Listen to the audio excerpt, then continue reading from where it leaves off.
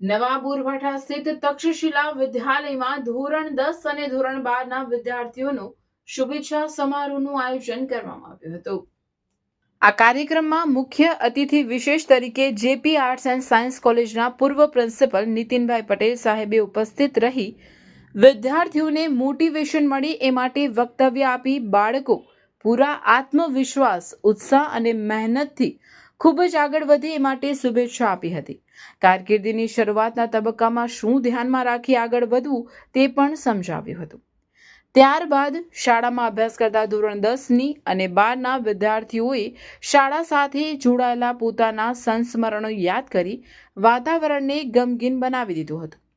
આ સમારોહમાં વિદ્યાર્થીઓને શુભેચ્છા આપવા માટે શાળાના પ્રમુખ ગુમાનભાઈ પટેલ સાહેબ, ચેરમેન વિમલભાઈ પાઠક સાહેબ, શૈક્ષણિક સલાહકાર પીબી પટેલ સાહેબ, આચાર્ય ઘનશ્યામભાઈ બી પટેલ સાહેબ તથા શિક્ષક મિત્રો અને વિદ્યાર્થીઓ ઉપસ્થિત રહ્યા હતા। આલ્બર્ટ આઇન્સ્ટાઈને એક વાક્ય બહુ સરસ કહ્યું છે શિક્ષણ માટે। બહુ ગ્રેટ ફિલોસોફર હતા, વૈજ્ઞાનિક હતા સાથે સાથે કે I never teach my stupid, I never teach my pupil, I always to attempt to provide the condition in which they learn.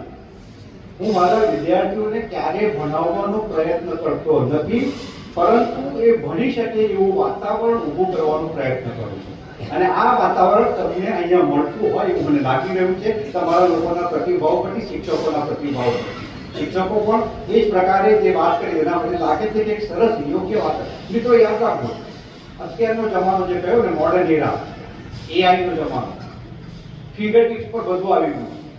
અમારો ક્લાસ તો જાણે મોસ્ટ વોન્ટેડ કે ભલે ને અમારો ક્લાસ ગમે એટલો તોફાની, પણ માત્ર એક જ નજર કાપી છે એ સર અને મેડમની। હવે બે શબ્દો મારા પ્રિય અને મનગમતા શિક્ષક એટલે કે ઘનશ્યામ સર માટે। શિક્ષકો તો ઘણા છે, પણ આપની જેવા કોઈ નથી કે ભણવાના એ અઘરામાં અઘરા ટોપિકને કેટલી સરળતાથી ભણાવ્યો કે અમારા મગજમાં એ ફિટ બેસી ગયો। તમે જે વાંચ્યું છે એનું તમારે મનન કરવાનું, પુનરાવર્તન કરવાની ખાસ જરૂર છે। કારણ રોજિંદા જીવન તમે જે ભણી રહ્યા છો એ રોજિંદા જીવનમાં બોલવામાં નથી આવતું, ને તમે રોજિંદા જીવનમાં જે બોલી રહ્યા છો એ ભણવામાં નથી આવતું। પણ આ 3 કલાકના પેપરમાં તમે જેટલું યાદ કરી શકો, જેટલું ઉતારી શકો, જેટલું લખી શકો એ જ મહત્વનું છે। એટલે જ કહું છું કે વાંચન પછી મનન અને પુનરાવર્તનની ખાસ જરૂર છે। રોજ તમે જે કંઈ વાંચ્યું છે, જે કંઈ શીખ્યા છો એ રોજ અડધો કલાક એનું મનન કરો, એનું પુનરાવર્તન કરો, તમને યાદ આવશે જ।